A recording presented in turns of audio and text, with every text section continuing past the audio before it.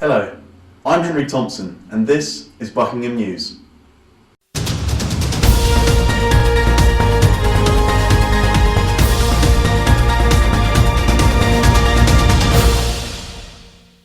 First, we have exclusive footage of last Wednesday's fire. 4 people have been arrested on suspicion of arson after a fire raged through a sports pavilion at the former Buckingham Town football ground. A 24-year-old man, a 16-year-old boy, a 17-year-old girl, all from Buckingham, and a 15-year-old boy from Stowe have been arrested and are in custody. Nearly 50 firefighters dealt with the incident on Wednesday, 4th of February. The pavilion was completely burnt down and is owned by the University of Buckingham, which planned to redevelop the land. Police were called at around 10:20 p.m. and there were multiple 999 calls from locals. Residents in Chandos Road were advised to keep doors and windows shut because of the smoke. One woman was treated for smoke inhalation by the ambulance service. On the 3rd of February, an online petition was created by town councillors and worried members of the public. The petition stresses a deep concern for the safety of the newly developed roundabout on the A413-A421 on the Buckingham bypass near Tesco's. Layla A. Sadine reports. Our investigation has found that Bucks County Council, Aylesbury Vale District Council, Windsor Park developers and aggregate industries have a complex relationship. With council elections coming up in May, these organisations seem to be pointing the finger at each other regarding who is responsible for approving the design and the safety of the roundabout. What kind of response have you received from the online petition? I thought I might get perhaps 200 signatures, something like that, which would be enough to bump it up the agenda. But then when it just went ballistic, effectively, the last time I looked at about 1,940 signatures. It may well have even topped 2,000 by now. After several months of intricate planning and disruptive roadworks by several organisations, Buckingham's new roundabout has not had the impact that was expected. The petition highlights the urgency for a complete redesign of the infrastructure of the roundabout. It states that the lines are against convention and the markings on the road are fading away. It also states the difficulties for pedestrians to cross with the temporary traffic lights. The petition aims to convince the governing bodies that the roundabout could lead to a serious accident.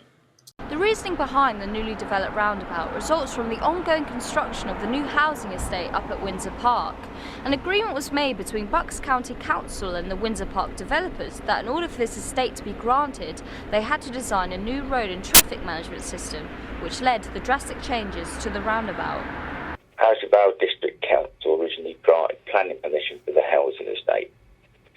Roundabout District Council never passed on any of the advice from either Buckingham Town Council or the Buckingham Society to Bucks County Council. There had been no conversation between the town and the county because Roundabout hadn't passed on any concerns about the roundabout. A safety audit has been sent to the council cabinet. However, residents have already formed their own opinion. Well, this new roundabout is an accident waiting to happen, or possibly several. Don't think it's dangerous at all. It's got 3 lanes coming in each direction, all clearly marked with arrows on which lane you're supposed to be. It's a case of when you see an opening, you've just got to put your foot down and go because you don't know which way they're coming and in which lane they're going to come in. The petition ends on the 5th of March and is desperately rooting for changes to be made.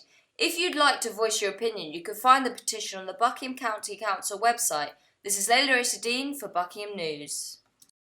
The phenomenon of the sugar daddy is increasingly common, especially amongst female students in the UK. Is it just a romantic relationship between a rich man and a young student, or a socially acceptable form of prostitution? While the debate still goes on, Federica Battiato went to find out more. By definition, a sugar daddy is a rich man that offers a financial support to a young companion, often a young woman, to get favors in return, typically sexual. Nowadays, more and more students are signing up on these websites where they can find an older man that can help them financially. The idea can be quite lucrative, with some sugar babies earning well in excess of $6,000 a month. Obviously, these men want something in return, and this is where things get murky. The concept has proven popular at many UK universities, with hundreds of students at some institutes signing up to online services that match wannabe sugar babies with men or women with the cash to spend. The most popular sugaring website for students is seekingarrangement.com, funded by Brendan Wade, who is a prominent American businessman. Criticized by the media, Wade believes in the proper moral value of his website. Buckingham News reached out the American CEO to ask him his opinion about students signing up. Relationships must be mutually beneficial. But let's face it, at the end of the day, all men want an attractive girlfriend, be it a rich man or a poor man. Women should therefore feel empowered by and comfortable with their own sexuality, and should feel free to use their assets in dating or marrying up. The exchange of money purely and strictly for sex is prostitution. That is a very clear black line. But sex is involved in every romantic relationship, and money certainly is involved in every romantic relationship as well. However, romantic relationship isn't prostitution. When a woman falls in love with a poor man, society is quick to proclaim that it is love, and when she falls in love with a rich man, many are quick to call her a gold digger. A Buckingham News reporter joined the website posing to be a young London-based student. What we found ran counter to Brendan Wade's statement. Upon creating a fake profile with pictures sourced online, we were inundated with requests to chat from a motley crew of middle-aged men. These messages ranged from innocent to not so innocent, but the statistics are clear. Over a period of 4 days, we received 32 messages. The ages of the men ranged from 35 to 50. The average salary and monthly income was £1.25 million. As the cost of living at university continues to increase, so too will the popularity of websites like seekingarrangement.com. We can only wait to see if sugaring becomes a fact of life for some students. Federica Battiato, Buckingham News. The First World War was a brutal conflict that left its mark on European history. The war to end all wars was the subject of a lecture given by Professor Christopher Clark at the Royal Institute last week. Caspian Chalice has the story. How did Europe go to war in 1914? How exactly did the war start? And how did the world let this happen? These were the questions answered during a lecture given by Christopher Clark, Professor of History at the University of Cambridge, at the Royal Institute Lecture Theatre in London on Wednesday, the 4th of February. Few episodes in modern European history have been as bloody or violent as the First World War. The chain of events which led to the outbreak of one of the longest modern wars remains a deeply fascinating intellectual narrative that is still being debated to this day. By revisiting the events of the 28th of June 1914, because it seems to me that although the narrative of what happened on that day will be familiar to a lot of you, perhaps to all of you, nevertheless the events of that day have a kind of specific gravity, a density which rewards revisiting them. The event is also referred to as the shots that were heard around the world. These shots were the assassination of Archduke Franz Ferdinand. Professor Clark described how the divisive heir to the Austro-Hungarian throne was gunned down. Get into reverse. At this point the car stopped, and it was while it was at a complete standstill that the young Soviet nationalist, Gavrilo Princip, was able to take his shots. Virtually nothing about this picture is sort of faithful to the reality, except the fact that the shots are being fired from almost point-blank range. In fact, the car was going in the other direction, that's to say he was on the other side of the car, and of course the victims did not stand up like figures in an opera. Now I don't want to make any kind of crass comparison between the carnage of 9/11 and the murder of two people, two politically prominent individuals on a street in Sarajevo in 1914. But what I want to draw your attention to is the power of an event to change the chemistry of politics. So, whilst we may never truly understand exactly how or why Europe went to war 100 years ago, the war will remain a violent smear on the history of this great continent. This is Caspian Chalice for Buckingham News. In other news, the Winslow Police Office will close its doors for good in May after the reopening only 5 years ago. Thames Valley Police has confirmed that the Winslow and District Neighbourhood Policing Team is to relocate to the Buckingham Police Station. The move will result in savings of nearly £13,000 a year to safeguard frontline policing. It comes as the Thames Valley Police need to make £44.6 million of savings over the next 3 years. Thames Valley Police have also announced plans to close 2 police information points in Milton Keynes. Recently advertised by Student Welfare in conjunction with the NHS, Big White Wall is an online early intervention service for people in psychological distress. One of the most important elements of the service is the ability to talk freely whilst remaining completely anonymous. Remember that the university is an extensively trained welfare department for any issues that you may be facing. The biannual Art of Advocacy lecture was held in the Radcliffe Centre last Thursday, given by Sir Ivan Lawrence QC, visiting law lecturer at the University of Buckingham and one of the UK's most successful advocates. The lecture was organised by the university's law department and was well attended by members of the law school. This week is National Go Green Week, where people all across the country are trying to raise awareness and demand stronger action to tackle climate change. Johnny Lee decided to put Buckingham to the test to find out how green the town is. In many parts of the UK today, a weekly recycling collection has become the norm. Aylesbury has performed poorly in the past recycling reports, but in the latest set of the results, it was one of the most improved areas. According to the Guardian recycling rate, Aylesbury recycled just 20% of its waste in 2011, a stark contrast with 2014's 50%, which is now above the national average. So what has changed? The recycling banks in Cornwall Meadow and the Tesco car park were removed in 2013, but Aylesbury released a statement revealing that the banks were no longer cost-effective due to the success of the town's recycling collection scheme. The residents have been commended for the improvements that have been made.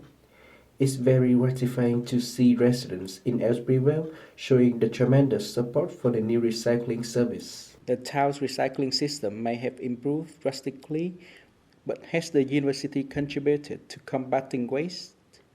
The university attempts to recycle paper and plastic wherever it can.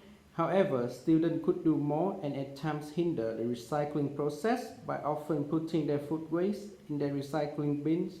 Last year, the university sent approximately 190 tons to landfill. This year, the waste is put to good use and goes to a plant in Bristol that converts it to electricity. There may have been significant improvements in the area in terms of recycling, and Aylesbury already met 2020 EU target of 50% recycling rate. But of course, there is always room for improvements. This is Johnny Lee, Buckingham News. And now, over to sports with Philip Joss. Thank you, Henry. The University of Buckingham's football team came crashing out of the North Bucks Cup after they faced off against Siresham Reserves on Saturday. Dan Morris went down to find out exactly what happened. After an extended winter break due to several postponed matches, the university's football team was able to continue their run in the North Bucks Trophy Cup against Siresham FC Reserves with a hope of making the semi-finals. An early goal from Siresham's Michael Lewis placed Buckingham on the back foot. Buckingham responded with positive and direct attacking play and earned an indirect free kick. Unfortunately, Gabriel Fahir couldn't convert the chance, and the Siresham defence had set themselves up to block any subsequent efforts. After conceding a corner that forced an attempted clearing header from Lolu Onabulu, the ball went dangerously close to ending up in the back of the Buckingham's net. Buckingham took its turn to attack with Nunu Pagado assisting Gabriel Fahir for the equaliser. The second goal for Siresham and for Michael Lewis cut short any hope of momentum for Buckingham. The game was pushed out of Buckingham's sights as Ryan Ford finished impressively to create a much-deserved breathing space between the sides. Despite the 3-1 deficit, Buckingham showed perseverance and continued to play attacking football in an attempt to rescue the tie.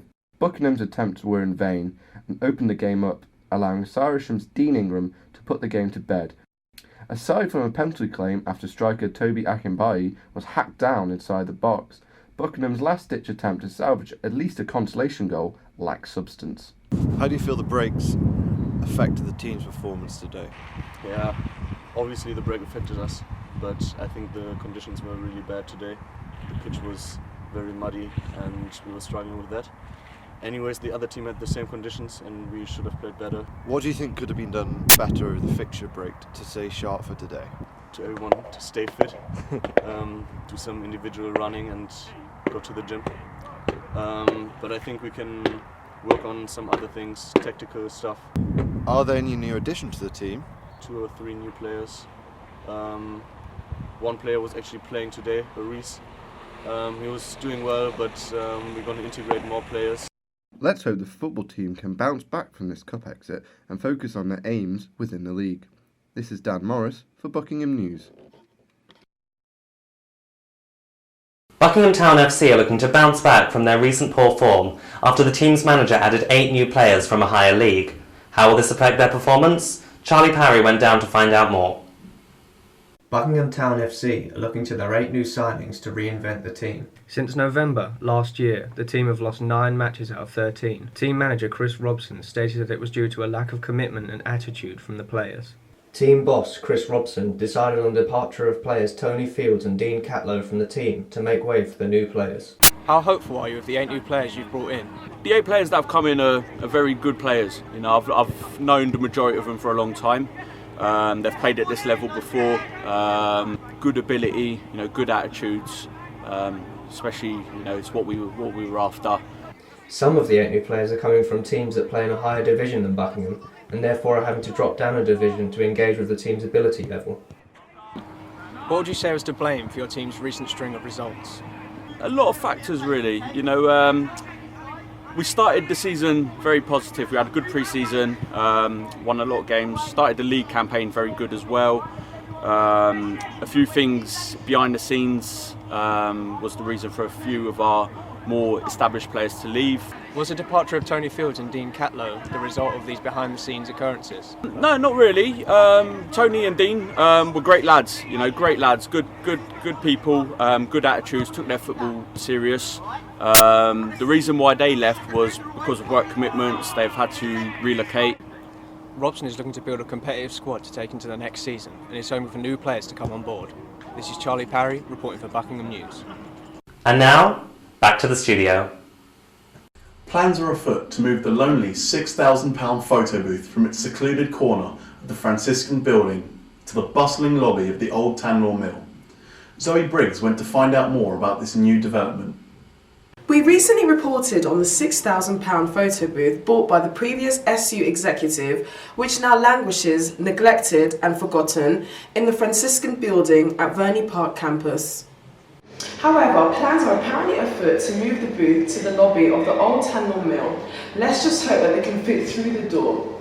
If not, we have some other places in mind where we think this booth could go. The roof of the OTM, Stonehenge, the Empire State Building, the moon, or floating into outer space. However, if none of these places suit and the student union would still like to move the booth into the old Tanlaw Mill, the journalism department might be able to loan them a tape measure. This is Zoe Briggs for Buckingham News. National Marriage Week takes place in the run-up to Valentine's Day on the 14th. Elisa Lee decided to celebrate the tradition of love and commitment with a traditional food found at Brazilian weddings, the bem casado. Roughly translating to happily married cookies. Bem casados are sweet snacks that are traditionally wrapped up and gifted to guests at Brazilian weddings. For the recipe, you will need 1 can of condensed milk, 4 eggs, 1 tablespoon of butter, 2 pinches of salt, 1 teaspoon of vanilla, 700 grams of sugar, 600 grams of flour, a teaspoon of baking powder, 500 milliliters of water, a sprinkling of icing sugar. Put the condensed milk, butter, 2 egg yolks, and a pinch of salt into a small pan. Place on a low heat and leave for 15 minutes, stirring occasionally. Meanwhile, in a large bowl, mix the flour, baking powder, and another pinch of salt. Add in all 4 egg whites and beat the mixture, gradually adding sugar into the mix. Add the final 2 egg yolks and mix until the mixture becomes doughy. Make small batter circles and place them onto a greased baking tray. Bake for 6 to 8 minutes at 180 degrees Celsius until puffed and golden brown. Spread the thickened mixture on the bottom of your cookies and stick them together. In another pan, add all of the water and the remainder of the sugar, leaving to boil for 2 minutes until the sugar is dissolved. Finally, dip the cookies in the sugar water, sprinkle with icing sugar and enjoy. You can try these cookies with many different fillings, including jam, cream, or chocolate. So why not bake something special for your loved one today? This is Elisa Lee, Buckingham News. Thank you for watching Buckingham News. We'll see you next week.